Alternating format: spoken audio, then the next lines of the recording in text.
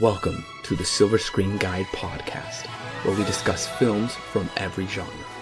So sit back, relax, and enjoy the podcast. Today we are discussing Halloween Resurrection.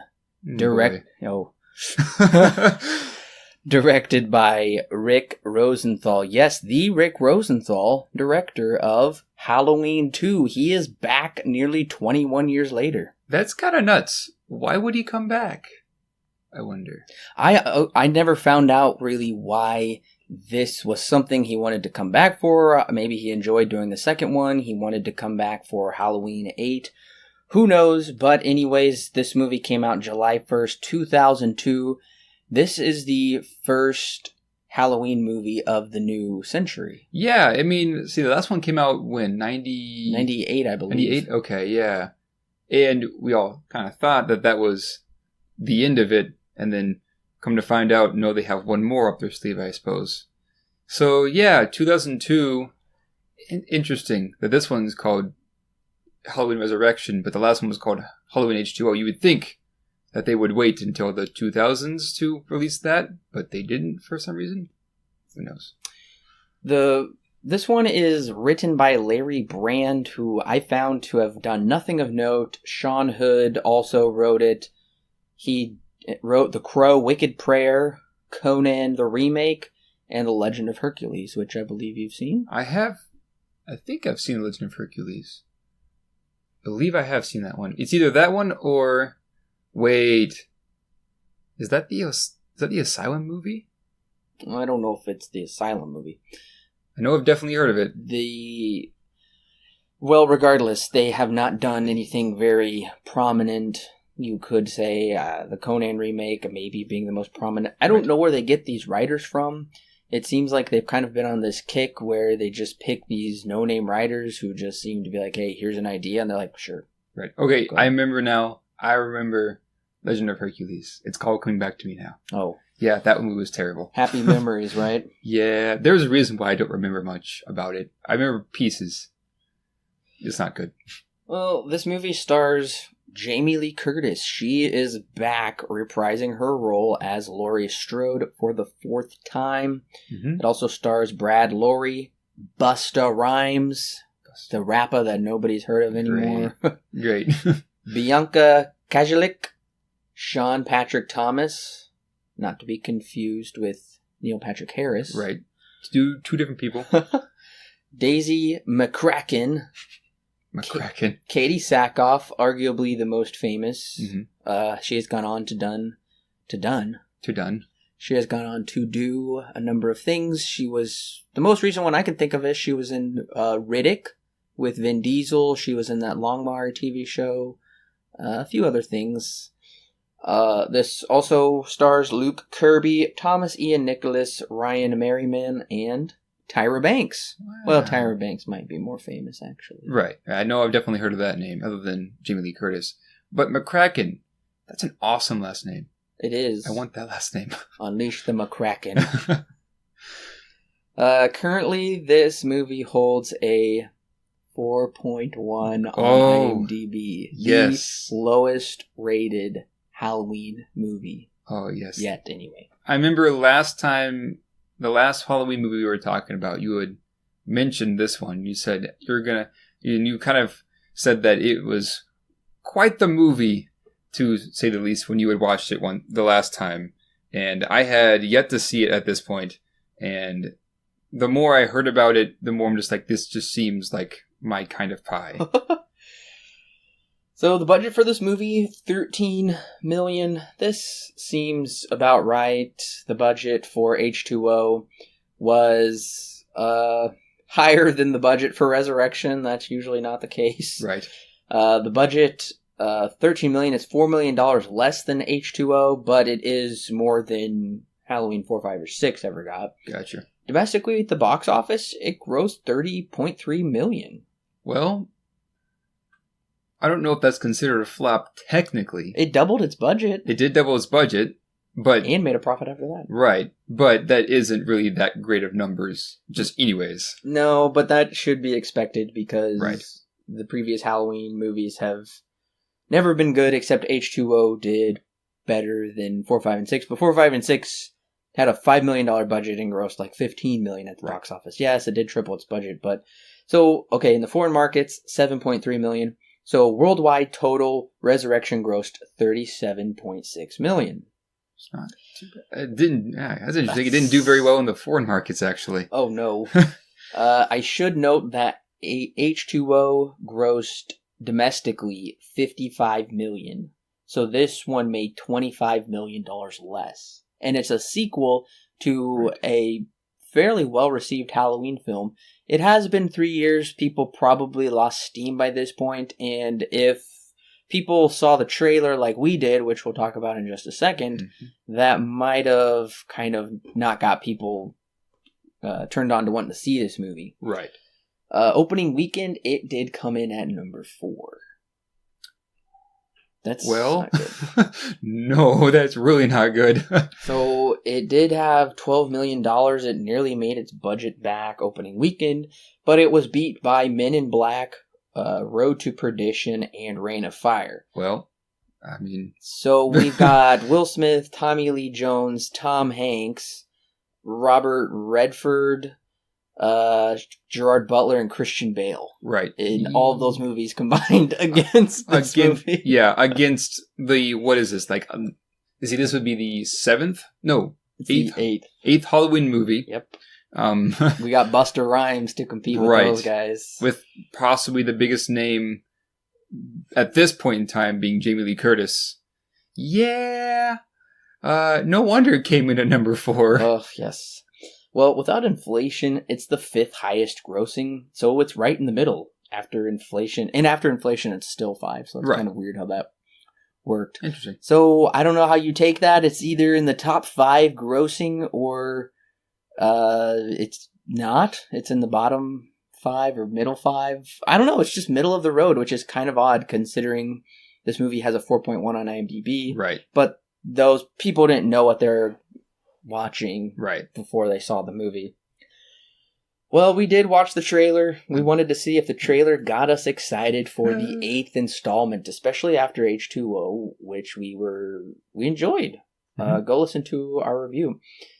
So, I gotta say, this trailer doesn't even feel like Halloween. No, it does not. And I gotta say, it also makes it look like Michael and Laurie have a showdown at the end, like for her to save the day. We won't give that away, but that's not the case. It's reversed. Yeah, at least this part is played backwards, which, from a marketing standpoint, I understand, but from a filmmaking standpoint, it's kind of like a bait and switch. Yes. It kind of leaves you with, especially when you watch the movie. It's quite misleading, I would say, at least in that aspect. Everything else about it is pretty much fine. The weird voiceover is there, but it's mid-2000s, so I mean, what do you expect? But yeah, kind of a bait and switch. Not exactly word for word how it goes in the movie. I don't remember seeing this trailer on TV. I was 6 years old. I don't have much recollection of the trailers I saw. So, but if I would have been, I guess, cognizant enough to discern what I was seeing, and I was even a little older than that, I would have thought this movie looks absolutely stupid. It doesn't look scary. It doesn't look frightening. It looks remotely nothing like Halloween. Yeah, and we'll get into that because that needs to be talked about a little bit later. But yeah, this feels weird. Because, what movie was it? I think it was 6 when we talked about the trailer for that. We were pretty impressed because it did a really good job at, like, building the tension and making it feel like it was a Halloween movie. This one, not exactly. Well, it is weird because there's about halfway through the trailer, the Halloween music starts playing, just so you know it's Halloween, because you could have mistaken this movie for anything else, for any other run-of-the-mill slasher movie. Oh, yeah. I gotta say, it would not get me in the theater. I would not buy a ticket. Right. I would be in there with you. So, my biggest question coming into this movie is, why is Jamie Lee Curtis coming back for this? What more does she have to do? And the funny thing is, she's coming back this October, once again, Nearly, oh my goodness, 16 years later after this one? Yeah, it would be. So, I don't know what you found concerning why she came back, because I really want to know. Yeah, it's just interesting to me because of the new one that's coming out. This is basically the third time we've rebooted the series after the first one? Yes, that is something we should note is... So we did have the first one, and then they kind of rebooted it with 4, continuing the story, and then after 6 did terrible, they rebooted it with 7, and now you could... This is a very much a pseudo-sequel, I would say, to H2O, and it is definitely a reboot for the 2000s, for the new computer Y2K age. Right. And this is the final time until we get a 100% reboot / remake with the next movie, Rob Zombie's Halloween. Right. So yeah, this I guess we'll save our thoughts for the rest of the series until that happens. But it's just interesting that this series has been rebooted so many times. But okay, going back to that question of Jamie Lee Curtis, yeah, they kind of I'm actually going to save that thought for later. But yeah, that is a good question to ask. Why is Jamie Lee Curtis back, and why is this movie back? Why is this franchise back, I guess, is another question to add on to that. So as far as I could understand, well, I know this. They're going to, of course, do another movie. We won't spoil the end of H2O for you. We're not into spoiler section just yet, but you can go ahead and listen to that in the archives. But I feel like they're never going to stop making Halloween movies, just like Friday the 13th and Nightmare on Elm Street and fill in the blank. Any other movie. They're just going to keep making them because they're cheap and they make money. For why Jamie Lee Curtis came back, we know she came back for H2O because she felt like it was a worthy script for her to return for a sequel and to close out the series. But I'm wondering, she might have been contractually obligated to have some kind of appearance in Resurrection. And I do know for certain that she wanted this to be her final role in a Halloween movie as long as this was the storyline they were going with. Right.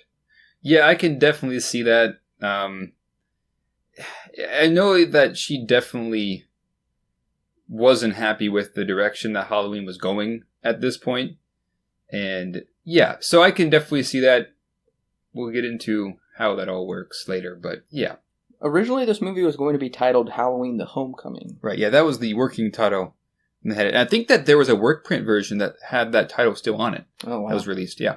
I also heard reportedly Danielle Harris was offered a role. She played Jamie Lloyd, Laurie's daughter, in 4 and 5. And she will she won't reprise her role, but she will come back to the series in a new role for the next movie. Halloween movie we'll be reviewing. Also, something funny I should note is Bianca Kajilik's screams were overdubbed. I did hear about that. I heard that she couldn't scream or something like that, and that's why they had to redub them. They were so weird during the movie, like her screams. They were over the top and sounded ridiculous, and I was like, okay, now I know why. Also, Rick Rosenthal, the director, kind of wanted to do something experimental, who knows why, with this movie. Right. With Resurrection. He wanted to shoot 4 different endings for the movie and ship different prints of the film to different theaters, so the audience in different theaters would have a different experience. They would have an end of the movie that was completely different than their friends in other cities or states would see. I think that's an interesting idea, but really, what's the point? I mean, I would hope maybe marketing so they could get more people to go see it multiple times. Right. I can see where that would help out some of the theaters, like say there's like a small theater. So okay, my grandparents' hometown, they have one theater, and it's a 2-screen theater, and it's gone out of business like 4 times, but someone keeps buying it out. I can see why that, in that kind of aspect, you could go to a different theater, and that would get more money that way. And with a movie that just released recently that I talked about with Curtis and Jacob, this movie called Unfriended Dark Web, that one has two endings that are randomized depending on what showing you go to. So I can see where this has not been so much of an original thing. But yes, what exactly is the point of these alternate endings? I don't even know. It's at this point, I just wonder how much I really care, because my ratings for Halloween just in general kind of gone to shown that I really am not too enthralled with after 2, where it's all gone. Even H2O, which we did find to be better than the last 3, but not even up to snuff, even close to the first one. So yeah, what even is the point of having random endings except for the fact that, if I go to a different theater, I may get a different ending. Well, I'm ready to get into the plot if you are. Yeah, let's do it. Okay, listeners, we are about to get into spoilers for Halloween Resurrection. If you haven't seen the movie and you don't want it to be spoiled for you, then click pause right now. Go ahead and watch the movie and come back and hit play, and we'll be ready to talk about it. It's been 3 years since Laurie Strode, once again reprised by Jamie Lee Curtis, decapitated her brother Michael Myers, who is this time played by Brad Loree, and finished him for good. Yet she now resides in Grace Anderson Sanitarium, because it turns out the man she killed was not Michael, but a medic that Michael switched outfits with. Although the incident appears to have mentally incapacitated her, she has been faking it and has been devising a way to kill Michael once and for all when he comes looking for her. When he does find her, she traps him on the roof, but before she cuts the rope causing him to fall to his death, she wants to ensure it's really him, because apparently she knows what he looks like. Right. While trying to pull off his mask, Michael grabs her. They strangely swing around, and she gets stabbed in the back, kisses him, exclaims, "I'll see you in hell," before falling to her death as credits roll. Good movie.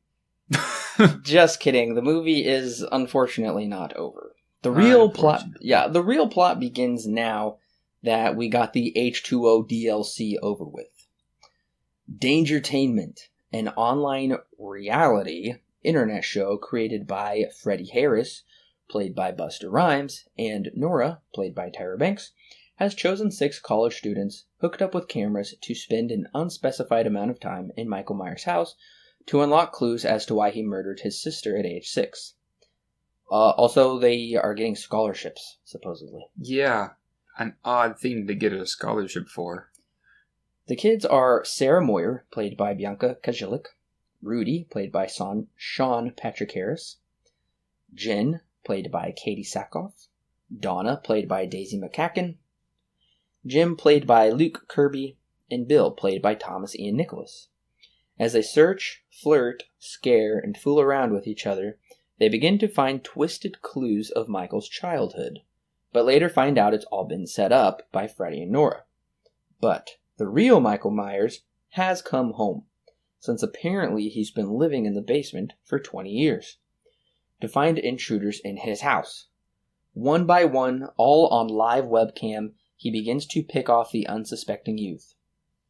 Meanwhile, Sarah's online IM buddy, Miles Barton, played by Ryan Merriman, who goes by the screen name Deckard, is a freshman in high school, and he's been invited with his friend Scott to the coolest Halloween party only older kids get to go to. Miles doesn't want to go, but Scott convinces him. At the party, Deckard, along with his peers, watches the events unfold.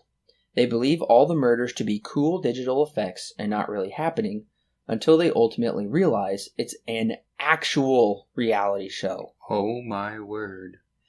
Through the power of IM, Deckard helps Sarah escape Michael's clutches until Freddy saves the day with his kung fu moves as Michael is burned alive in the garage. When reporters swarm the 2 survivors, Freddy breaks their camera so him and Sarah can get out of there. Later, Michael's body is brought to the coroner's office for an autopsy. The coroner opens the body bag to find Michael's eyes burst open as credits roll. Well, Best picture of the year? yes. Schindler's List? 10 out of 10. Oh, Schindler's List is like the Birdemic compared to this movie. But, okay, for real though, So is this just what Michael does when Laurie is dead? He just goes home?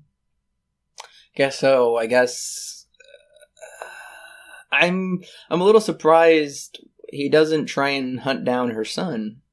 Right. It's just an odd thing to go from H2O and then come into this plot. And what's even more odd is the first 10 minutes of this movie between Michael and Laurel is very much a DLC or downloadable content, which is kind of funny because we said Rick Rosenthal did that with Halloween 2, where we felt like Halloween 2 was just kind of the expansion pack to Halloween 1. Right. Wasn't completely necessary, doesn't really stand alone very well, but if you want to continue more of it, you can.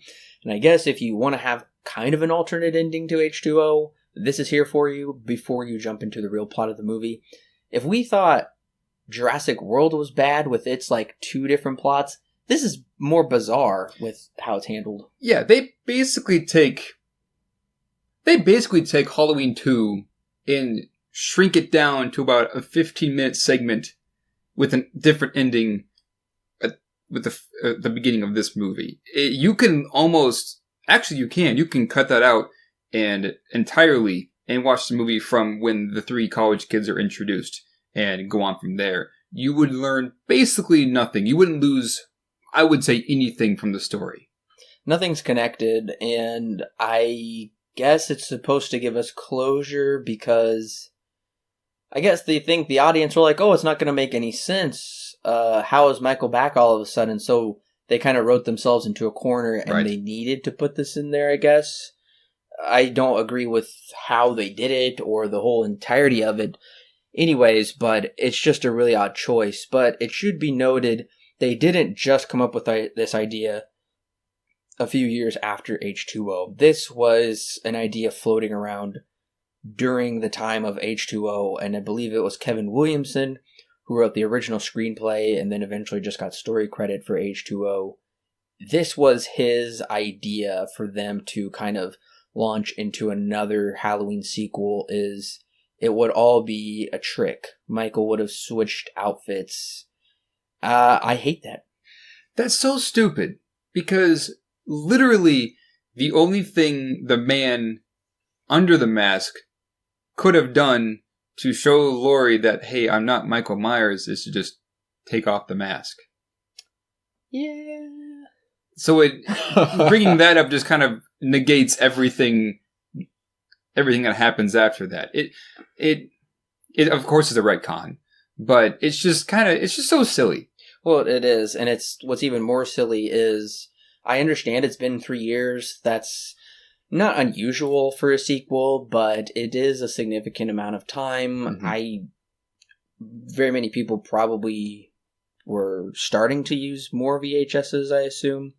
But we get this horrible recap in the beginning of this movie from the nurses where it's so exposition heavy. It's like so heavy-handed where one nurse is saying, oh my gosh, what happened? And then we get flashbacks. We get to see events unfold that kind of fill in the gaps of what we missed in the previous one. Yep. And it seems like they think they're being so clever because they're like, well, why didn't he just say something that he's not Michael? And they're like, oh, he crushed his larynx. But we didn't see Michael like super glue the mask on his head. Right. Or anything, because it was easily ripped off when the police officer kind of grossly pulls the mask off of a decapitated head. Right. It's really grasping at straws here. It's just really dumb. Yeah. Now, these nurses are hilarious because they just start talking, and there's really no reason for them to start talking, but they do. And then they basically went to the school of exposition. And they are literally only here just to fill in the gaps, which even then is odd because, I mean, for us, of course, it's really odd to see this because we literally just watched this movie like a month ago. And so this is pretty fresh in our minds. But even then, it's kind of thrown together and it's just there just to serve. I would even say to pad out the runtime when they really could have just condensed it into a couple of sentences. They took it for like a 2.5 minute dialogue between the two. These nurses, now the acting is not great from them, or really from many people in this movie. But this is one of the scenes where I was laughing and I was like, okay, this is actually pretty fun because it is just that bad. Well, also, what did you think of these long, boring opening credits. Oh my word! With They these never horrible end. graphics. Yeah, They never end. And it's so I wouldn't be surprised if they were made in Microsoft Word.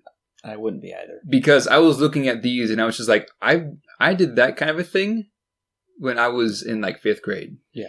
And then they keep going. After like the video starts playing in the background, there are still credits being shown while action is happening on screen versus being on a black background. They never end. Also, it's just so sad because I thought the opening credits of H2O were awesome with that orchestral music, kind of this montage of we get the Sam Loomis talking over it, and then we get these just crappy credits with horrible graphics, and I'm like, man, you can just tell already we just took a sharp drop off of quality control here, and this honestly probably would have been better served direct to DVD. There's no such thing as DVD, but I don't think so anyway. At least direct to video, direct to VHS. They should have done this. I can see this being one of those, and if you didn't know better, I probably would have assumed that it was direct to video. Oh, sure.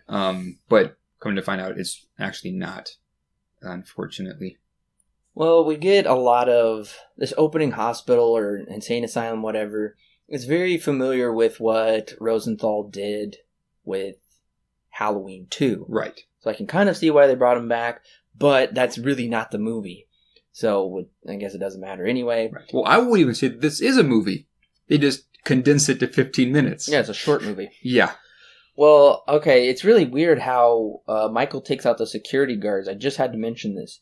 How did Michael have time to decapitate the security guard, throw his head in the washing machine as a distraction, and then jump into the rafters? There are a lot of things in this opening. Actually, a lot of things in this movie where I asked those exact same questions where I'm just like, okay, when did Michael, or insert name here, have enough time to do this?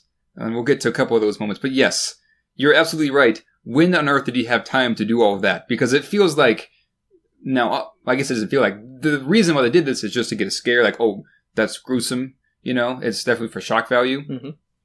But when you really sit down and think about it, it's like, that actually doesn't make any sense at all that they did that, because that would take an insane amount of time to set up that he just kind of, when you start thinking about things, it just kind of flatlines. One of the other things I hate that this movie does is all of these scary jump noises constantly and it's really overused, and I guess that was popular around the time, but it's horrible. Yeah. Now, what movie was it that also had these crazy? No, it might have been 6. Yeah, it was 6. Yeah, they took them out in the producer's cut. That's right. Yeah, that's why I sort of have flashbacks of that movie. These random things. It's not as bad as 6 in that regard, but they are there, and it is.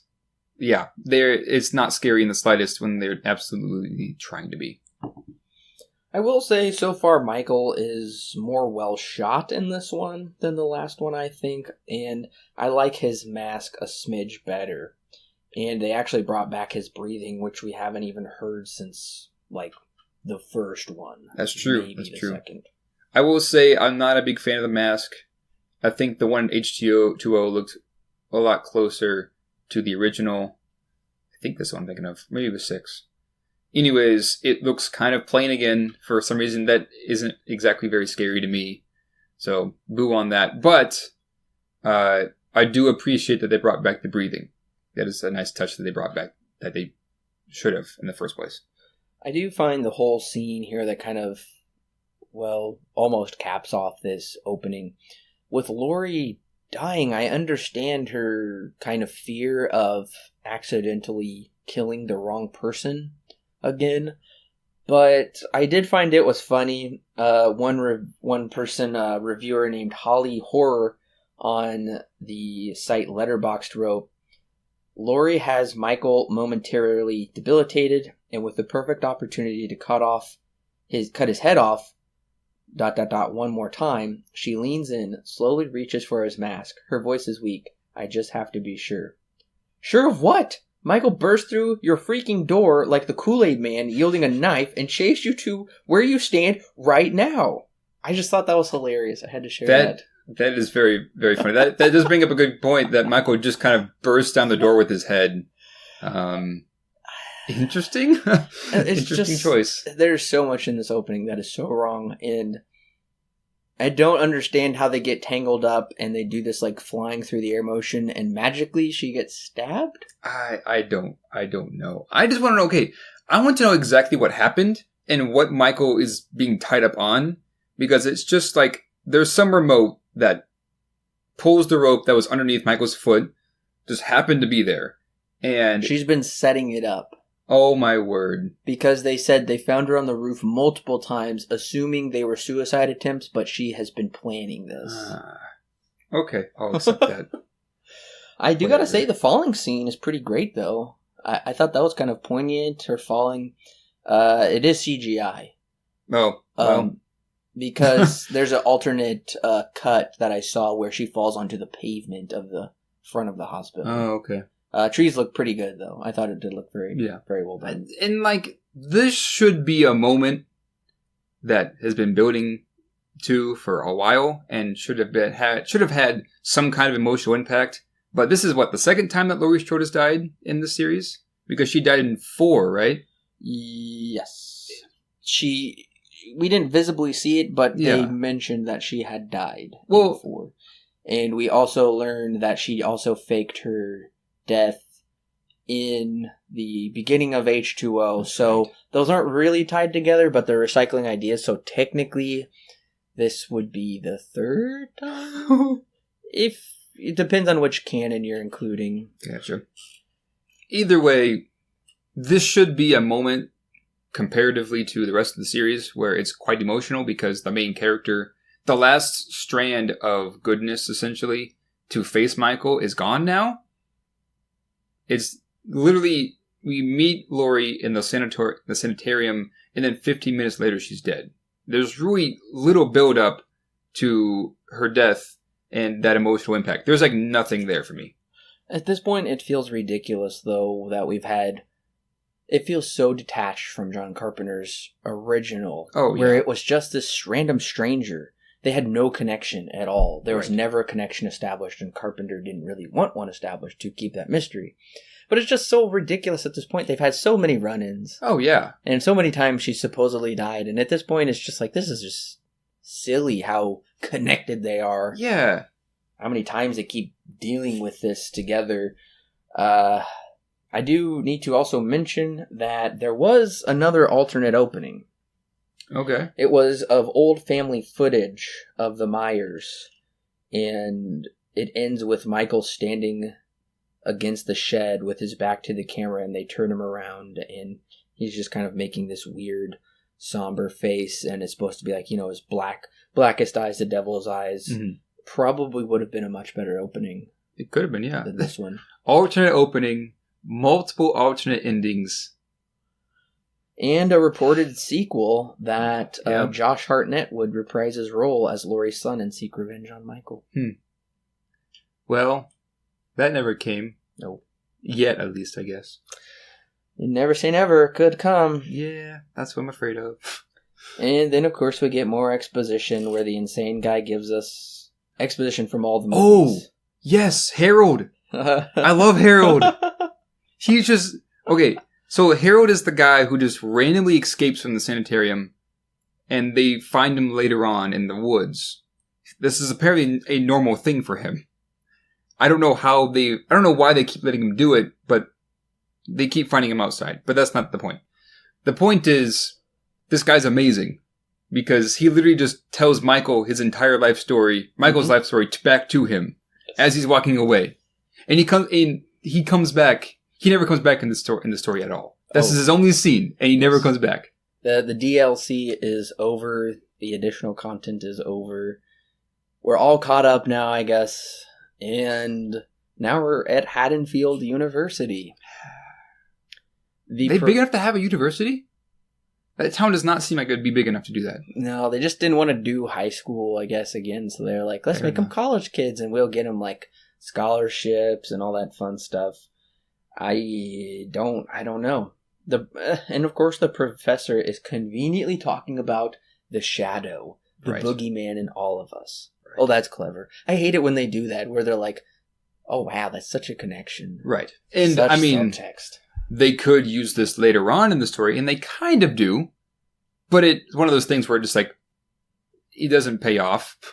They use it like once, maybe twice in the story, but it ultimately doesn't mean anything in the grand scheme of things.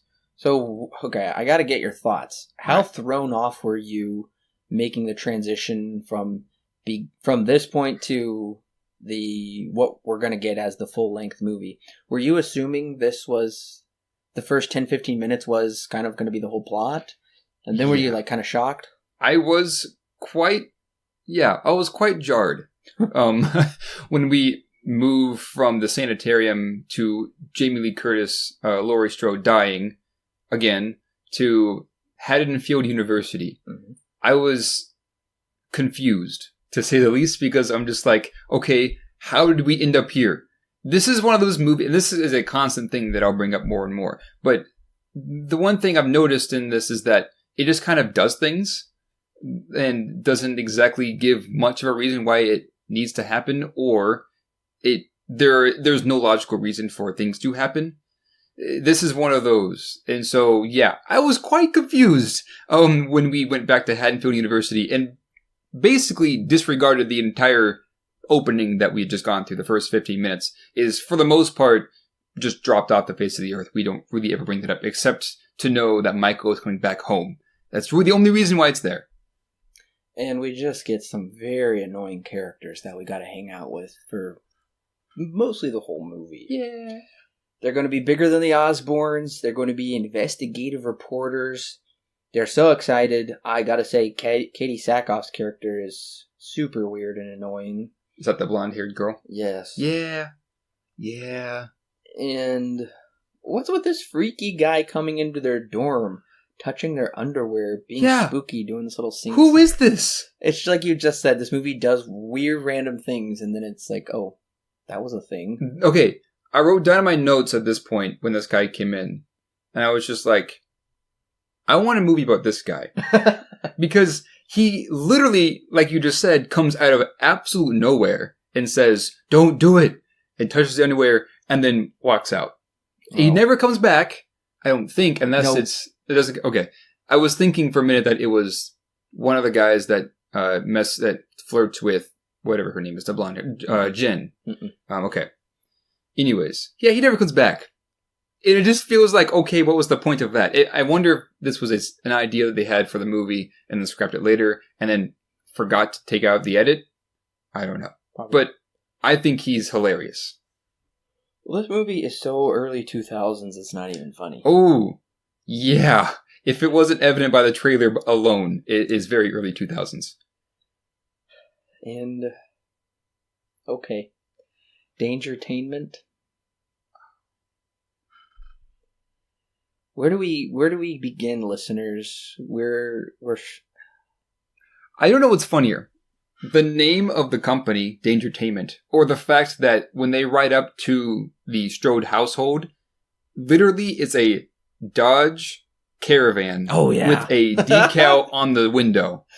It's a navy blue Dodge Caravan with just the Dangertainment logo on the side. It looks so janky. Oh, man. It's honestly, Dangertainment, and then that is just absolutely hilarious to me. It's so lazy. Oh, it is. That it's funny. But also, I gotta say, the camera work and even the acting is so lazy, too. Oh. It hurts, some of this camera work. Oh, yeah, absolutely. This is one of those things where it's clear that either they didn't know what they were doing or they really just didn't care. That's what I'm getting out of this so far. Well, and we finally get some interaction here with Busta Rhymes, where I gotta say, Busta Rhymes is probably my favorite part of this movie. At first, I found him to be kind of annoying, but later on in the movie, he becomes a complete character. Oh, yeah. And it is hilarious. I love how just tender-hearted and kind he is, and he's like, Sarah, it's okay to live the American dream, and he's famous. And in this scene, he's watching kung fu movies, and he's like, oh crap, when the doorbell rings, whatever. He's like, oh crap, and he like shuts it off really quick. And he talks to the main chick. I can't remember her name. Sarah?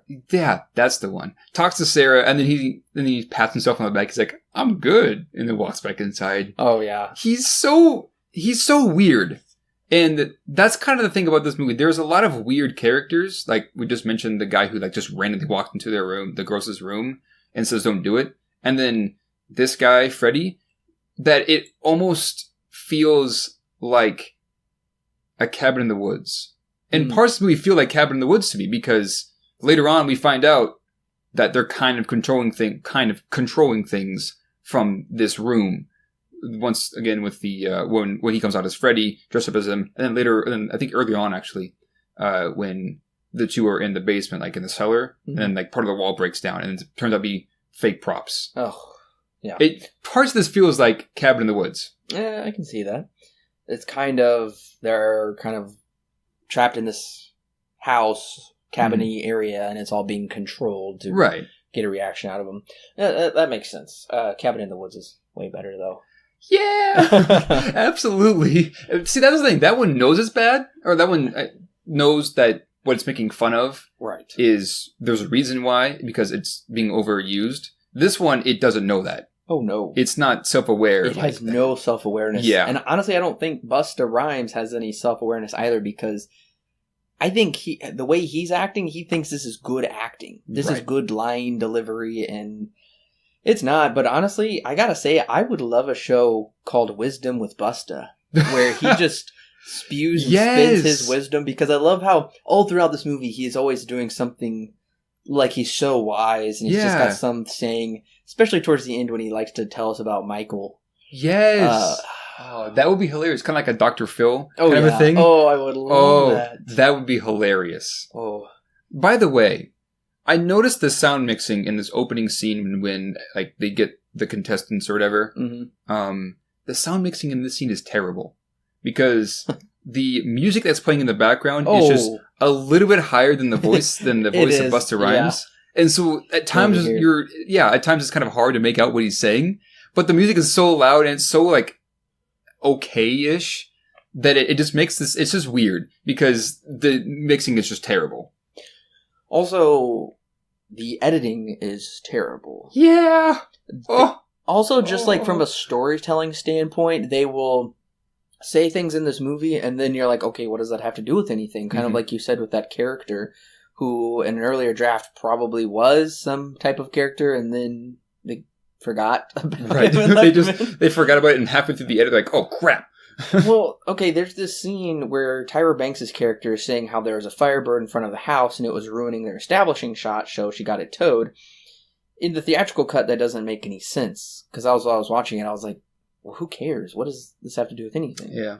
But in a deleted scene, we see Michael, after he leaves the sanitarium, he walks in the woods and he finds these teenagers in a tent having sex. It doesn't show anything. Right. And he steals their Firebird. Drives it all the way back to Haddonfield, back to his house. And that's how the Firebird comes into play. Gotcha. That's just one instance of editing where it just doesn't make any sense. And I will say, also, the other one is Tyra Banks just disappears. Yeah! Where did she go? She just stops showing up in this movie. And then we find her later and she apparently died somehow from Michael. Did we see it? No. Because the movie just completely forgot about her. I was so lost. I was like, I was very lost at that point. I was like, wait, did we, am I missing something? Yeah, because I was just like, okay, well, because I was putting the pieces together right before it showed the scene where her death is at. And I was just like, okay, well, if she's watching this, then she would maybe call the police or something. Or with Deckard and his crew, maybe, and at one point he actually wanted to call the police, but then his friends said, don't do it. You would think that she was watching over the whole thing and then come to find out, no, she's actually dead? Okay, why wasn't that shown to us? It's another thing that was cut, most likely. I can guarantee that. Okay, and let's talk about the first kill aside from Lori. Why does the tripod have a spike on it? Well, okay. There are some tripods that do have pointed ends. Okay. When you're outside, out in a field, you may want to use those pointed ends to ground it. That makes sense. However, I don't think I've ever seen, although I wouldn't doubt that they exist, a tripod like this. So I could see that they would be used, yes, for a killing device. However, in this instance, you would more likely use rubber feet since it's on cement, because it would slide around if it's on the metal feet. But that's just what I would think. So yeah, those do exist, but the reason why they're in this movie makes no sense at all. Right, and this movie kind of draws the line between Michael partly using the butcher knife, but also using more, quote, creative kills with different things in his environment. Right. For whatever reason. Right. I'll commend them for doing this, that using, like I said, like you just said, things around them to kill, but at the same time, make it make sense, because even if, yes, they were, for whatever reason, they used that for a good reason. They used the spiked feet for a good reason. Michael aims the camera down. So it's facing down the feet, or the legs of the tripod. So you can clearly see what's happening. When in reality, I would assume that he would just pick it up and then just go for it. Well, it's such a slow scene because it's intercut with Tyra Banks on the phone making a mocha latte. This guy's a complete idiot who can't even run. He just stands there against the wall. It's terrible. It's really giving you a treat of what you're in for, right, of slow kills. And this guy never comes back. Like, we never see him again after this. He is disposed of somewhere? Yeah, you would assume that they would find his body somewhere later in the movie, but they don't. Yeah.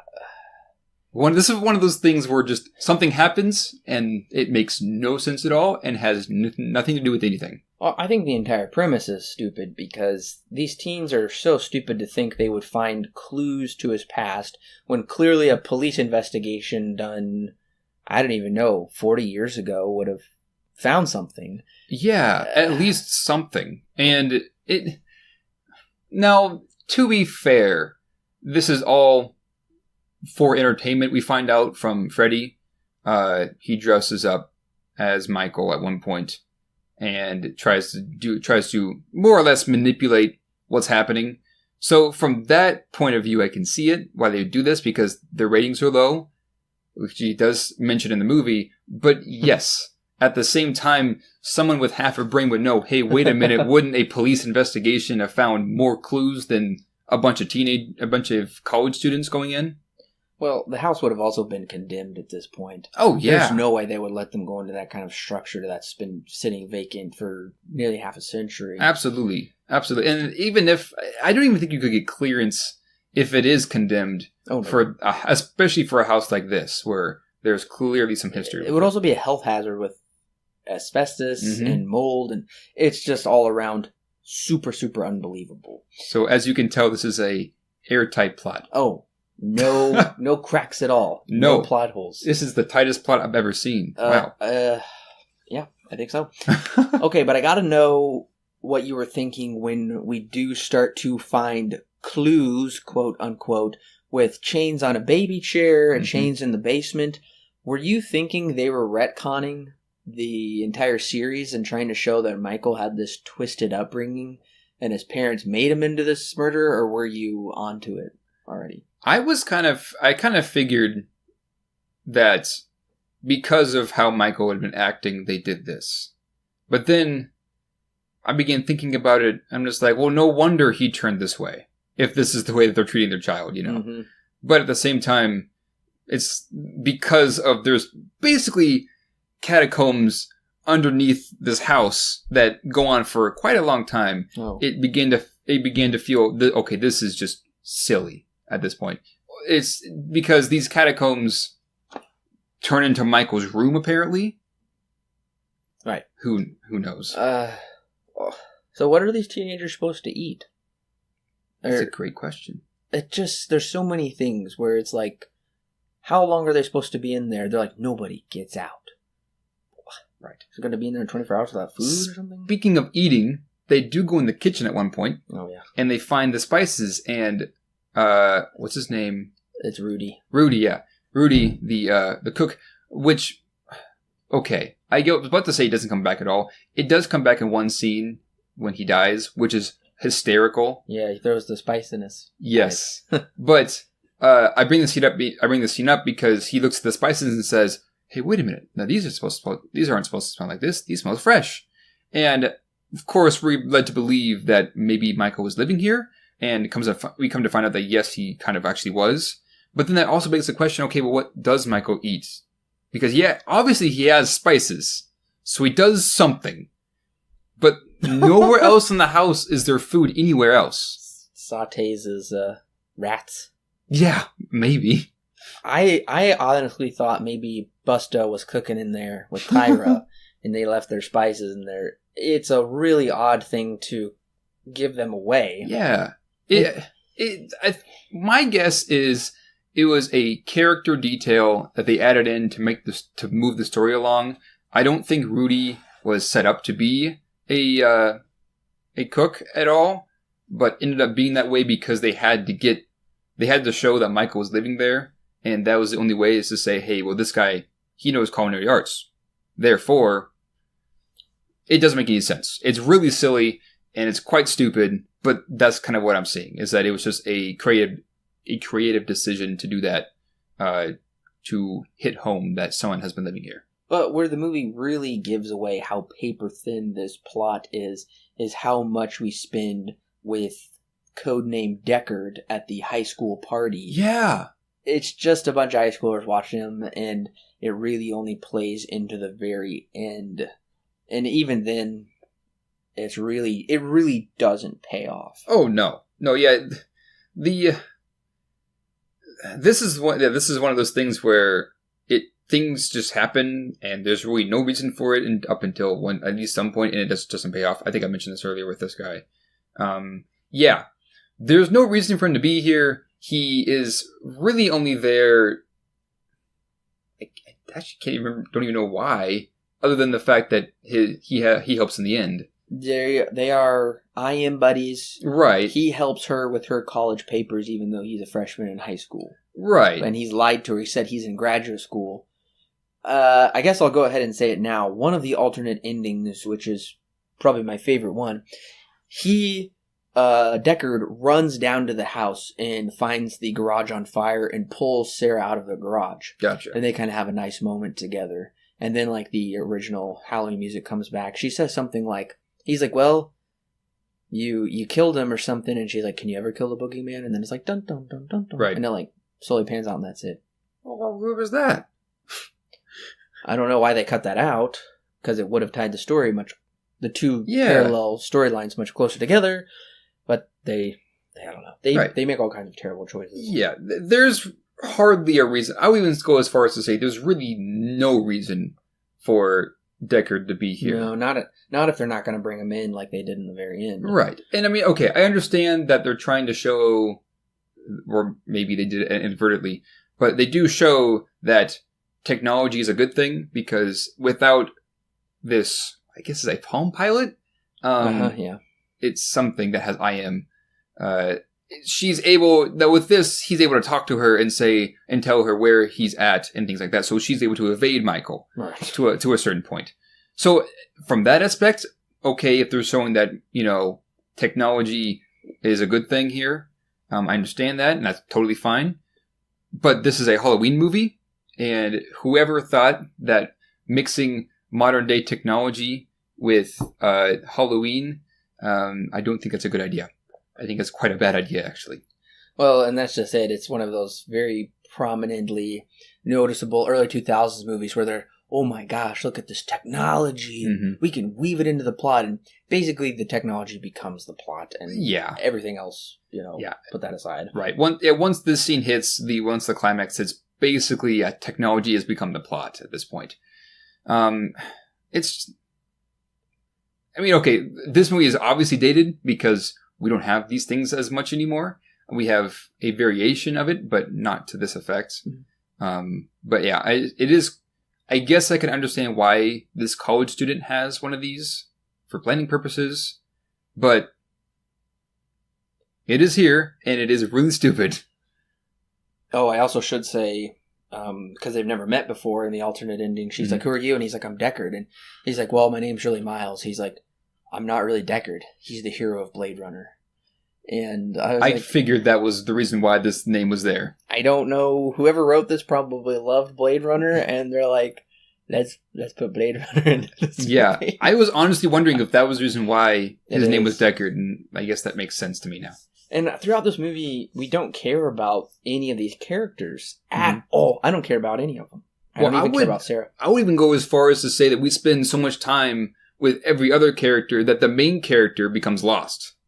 Yeah, but they're entirely one-dimensional. Oh, yeah. Cutter. We have the token black guy, the cool dude, the perv, the shy girl, the mysterious sleazy girl, and the dipsy girl. I mean, these are all just so cookie-cutter characters that have zero depth to them. And Sarah is supposed to be the shy, innocent one. We don't know anything about her.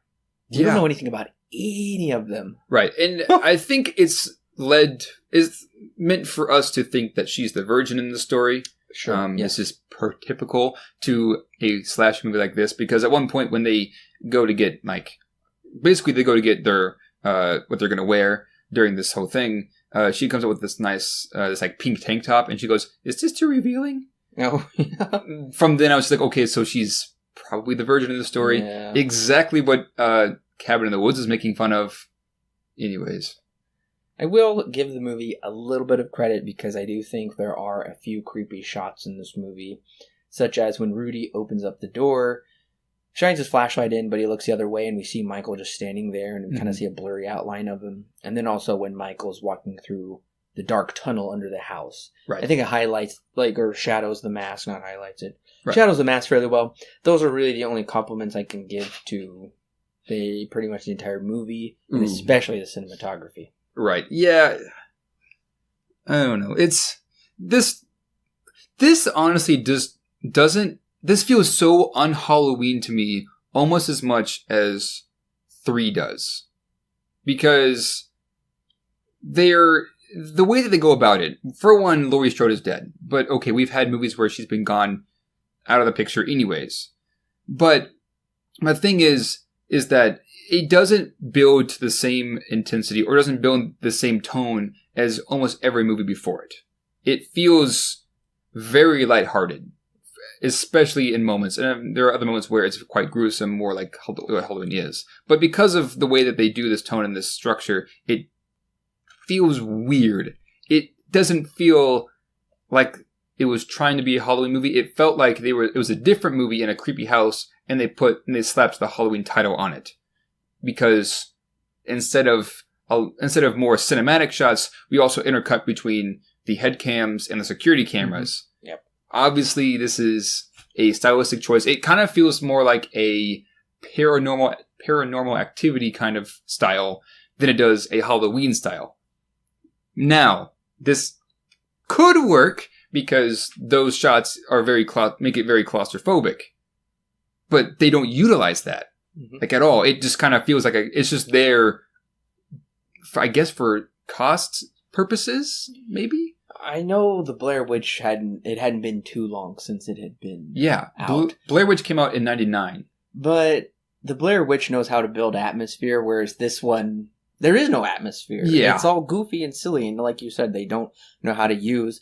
If they're going to use all those different types of cameras, they don't know how to use them. Yeah. They don't utilize it like they should have, and they missed an opportunity where potentially they could show that Halloween can mix with a different genre, which would be, I guess, considered found footage at this point, which up until now had really not been popularized yet. Blair Witch Project would be the only one that really started this trend of found footage horror films, but this is not exactly like that. It's a bit different. I do think it's hilarious how Freddy, Busta Rhymes' character, admits when he's like, whoa, shut your cameras off. Mm-hmm. And he's like, nobody's going to watch this show. And he's like, that's why I have to create weird situations to scare everyone. And I was like, you're right. Nobody would watch this. It's stupid. Yeah. And the kids think all the deaths are digital effects. Right. Cool digital effects. Wow. Her head got sliced off with one swipe. Right. Yeah, I just find it funny how there's a switch that they can just turn them off. This happens later. Is it later? It may have been before.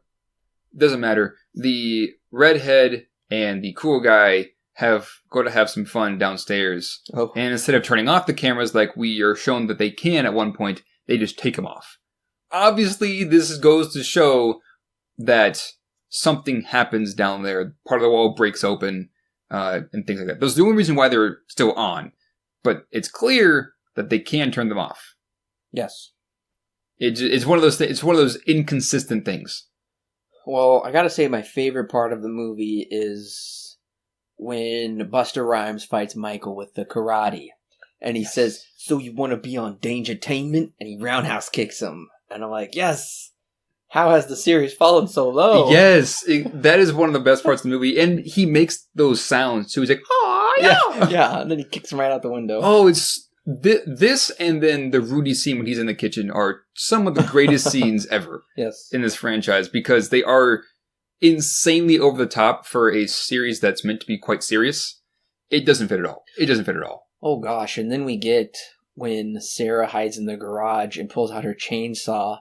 Yeah. And says, "This is for Jim. This is for Rudy. For all of them." And yeah, it's so silly. That line delivery was honestly quite bad. Oh, it was. It was horribly bad. And somehow she puts the chainsaw on his chest. Mm-hmm. Completely fine. Yeah. Not a problem at all. Obviously, it's a fake chainsaw. Obviously. Duh. But she basically does nothing to him. When she actually does hit him a couple of times. And she doesn't do a very good job at that. She kind of just like lightly taps him with it. Like it just like rips a hole in his shirt. Oh, and just how everything in this movie is, how everybody dies is so ridiculous. Mm-hmm. Michael knows how to bust through a mirror somehow, like a two-way mirror, I guess. I don't know.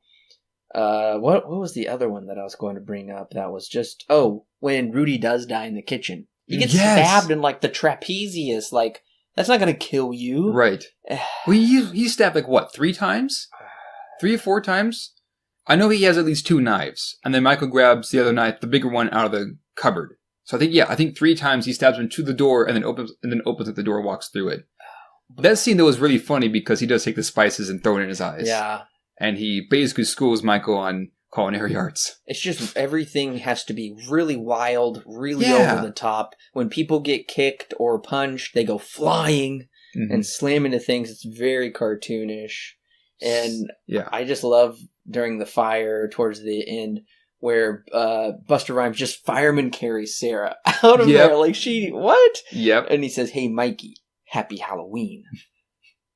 Oh, no, I would say that some of the best dialogue is at the various, like, climax here from Busta Rhymes because it is just so funny. Because he says the F word probably, like, what, 6-8 times? Yeah. It is just so funny because it is just so over the top. And, okay, speaking of him, one of my favorite scenes, once again, is when he's dressed up as Michael and he walks into, I guess it would be, I don't really know exactly where it's at in the house, but the real Michael is behind him. And he turns around and he thinks that it's whatever her name is. And he's like, "What are you doing here? Get out of here. You're going to scare him?" You know, what are you, stupid? Is your head not working? Exactly. Is your noggin busted? And Michael is just standing there just looking at him. And he's just screaming at him. And then Michael turns around and walks away. He just has this diatribe for like 3 minutes. Yes. Like, "Oh, you stupid. Bleep, bleep, bleep, bleep, bleep." Yeah. Oh. That was, okay. When I watched that, I was just like, this is the greatest thing. How in the world did somebody come up with this? Because Michael Myers, usually when he's next to somebody, they're most likely dead, you know. And especially with this character, Busta Rhymes, I was assuming that this was it for him. This was the scene where he's going to die. No, he tells Michael to get out of here, assuming that it's somebody else, and Michael listens and actually walks away. That I found to be very funny, because it's so unlike Michael. It's like he was being yelled at from a parent and like turned around and hung his head and walked down the hallway. It was so funny. Oh, and speaking of funny, so once Deckard saves the day, he high-fives and hugs his high school friends.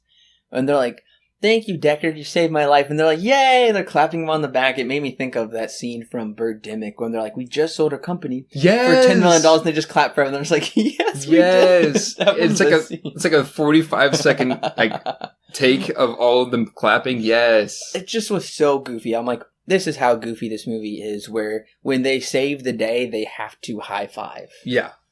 Oh, speaking of that, when the first guy comes in that office, did you notice that the dub that they changed from the original line? No. So I don't exactly know what the original line was. Okay. But the line is, "What are you doing here, you perv?"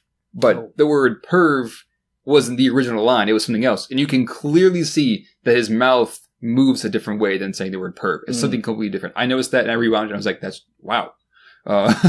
Somebody didn't do a very good job at that. They didn't reshoot that scene for some reason. That's strange. Yeah. Okay, so what do you think of when Michael goes to the coroner and then his eyes flash open in a classic 2000s style?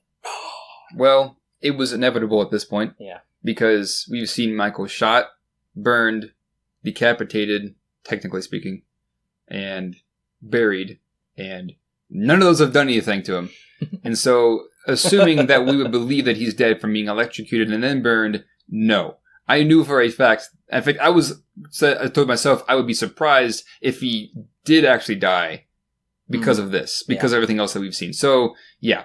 Obviously, they're opening this up for a sequel. And I think that Jamie Lee Curtis said that she would only do it if, I think, Michael died or something like that. Or they wouldn't leave it open for a sequel. And so then they told her, yeah, okay, sure. And then they totally did that. Because I think that they were under contractual obligation to show that Michael doesn't exactly die. They couldn't show him actually dying. That they wanted to leave it open for whatever reason. Yeah. Anyways, there are a couple alternate endings that I should mention. These I want to hear. So the first one is when they open the body bag, not at the coroner's office, but right there next to the fire truck outside the building. Michael wakes up and just grabs Busta Rhymes' neck and starts choking him. And Sarah takes an axe from the fire truck and just lands it right in his face. Okay. Right, it just shows it like right in his head. Yeah. And then Busta says some weird stuff after that. So that's the first, and then the movie's literally over. Okay. And then the second ending is like CSI agents come and they start looking around in the whole house and they open up this tunnel or something and you just see this like hand pop up and grab the lady and that's the end. It's not very good. That's kind of silly. And then of course my favorite ending is when like I already mentioned earlier, Deckard runs to the house, saves Sarah from the burning garage. They exchange some cute words. He says, my real name is Miles Barton. Deckard's the hero of Blade Runner. We also see Busta Rhymes in a neck brace. And Freddie says sorry, and she gives him a kiss on the head. And someone said if it weren't for Miles, she wouldn't have survived the fire. Miles says, you did it. You killed the boogeyman. Sarah says, you can't kill the boogeyman. And then the original Halloween theme starts playing. Right. That's my favorite ending. That's the one. I think that one definitely works the best than especially what we got. This one just kind of feels like, well, of course. Right. So, Alan, what is your rating and recommendation for Halloween Resurrection? There are pieces of this movie that are absolutely hysterical. I'm just going to read a couple of quotes because I think they're hilarious. Why are you touching me? Don't. Go poke.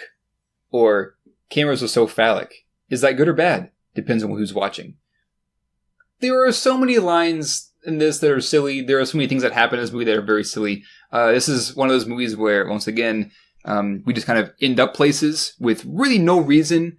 I think you mentioned this. The editing in this movie just, from a filmmaking standpoint, is terrible. I think a good example of that would have been with Harold, because they find him outside, and then literally in the next scene, they're like, what's he not doing in his room? Why is he in the basement? And of course, it's Michael Myers. There's really no coherency to this plot, because this is so un-Halloween that it is almost as bad as 3. And I mean, I guess everything else we've said kind of just paints it. It kind of just says that, this is not a good movie. Not by a long shot. But I guess the bigger question for me is it so bad that it's good? And I'm going to have to say yes, but only with the context of H2O and the original Halloween. Because if you watch this on its own, it's going to be even more confusing, and it may take from some of the enjoyment. But seeing the original and how good it was, and seeing H2O and how far it's kind of come, and having the context just leading into this one, it would help a lot knowing that and then seeing and laughing along with it for doing whatever it does.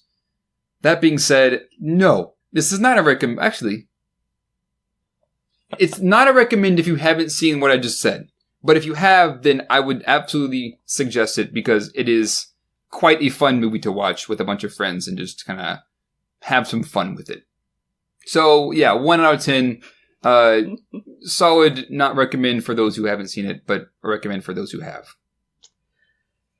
Halloween Resurrection is probably the worst sequel ever made. H2O was a solid little film that gave a satisfying, albeit an unnecessary conclusion to the Michael Laurie storyline.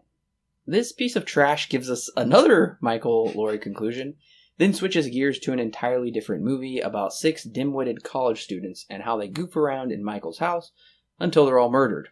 Oh, and don't forget we get the wisdom of Busta Rhymes all along the way. This movie is trying to cash in on the new age of internet with the producers to believe the next stage of horror in Y2K. Rosenthal, along with his DP, create a few effective shots thanks to lighting, but that's really the only compliment I can afford this movie. And for that reason, I can't give it 1 star, so I'll give it 2. I still believe Halloween, The Curse of Michael Myers, theatrical cut to be the worst installment in the franchise so far, because that plot is completely nonsensical, whereas this story has direction, even though it has an extremely rocky first act.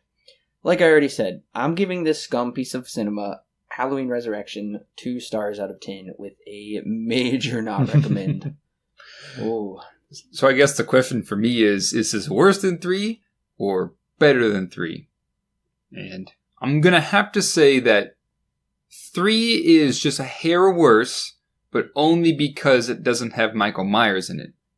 If it did, somehow, then it'd be a harder comparison to make. Okay, so where does it land with comparison to Halloween, The Curse of Michael Myers? Because I gave that a 1 out of 10.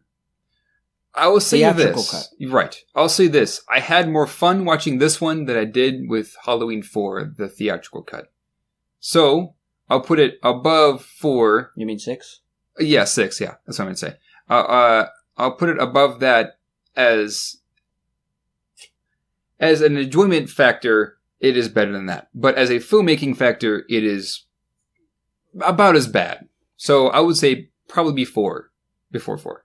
That's something I'm kind of wrestling with right now, is where does this land on my ranking? And I'm going to wait until we have watched all of the released Halloween movies to give my final ranking. Because I'm kind of thinking I had more fun with this than I did with 5 and 6. I do think 4 is better because it's still a coherent linear story that does have nice tie-backs and callbacks to the original, but this one is so fun. It's just so bad. It's so much of this horrible dialogue and acting.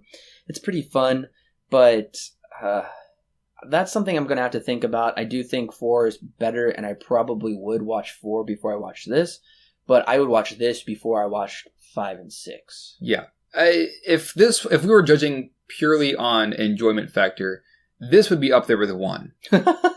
But for solely different reasons. But if we're doing it from filmmaking standards, yeah, it would be very low on that list. Very low. Well, thank you, listeners, for joining us in our Halloween Resurrection review, the 8th installment in our Halloween retrospective series. We will be coming back next month to review the entirely rebooted Halloween. That's just what it's called. It's kind of a prequel. It's kind of a reimagining. It's a remake. It's a reboot. It's like all of them, all in one. Rob Zombie came back and did that. And he also did the sequel. We'll be doing that in 2 months. And then the month after that, we'll be ready for, well, Halloween. That's what it's also called. So we've had, 3 movies now named Halloween? All of the exact same franchise, but very different movies? Yes. That's quite funny. It's quite a history. We do have the entire canon timeline explanation over on Silver Screen Guide, whether you want to listen to that on the podcast or you could listen to it over on YouTube. Go ahead and check those out so you're not confused, because this is one of the probably the most confusing series ever. Right. So once again, thank you so much for joining us. Make sure to like and subscribe, share it with your friends. Also, if you want some more great exclusive bonus content, head on over to our Patreon page, where for just the price of a cup of coffee, you get a lot of great content. So go ahead and head on over there. You can find that link in the description below. And of course, follow us on Facebook and Twitter so you can always get up to date. And of course, if you like email like I do, then you can subscribe through emails as well, just by going to our website, silverscreenguide.wordpress.com. Once again, thank you so much, listeners, for joining us. We hope you had fun, just as we did, and we will catch you next time.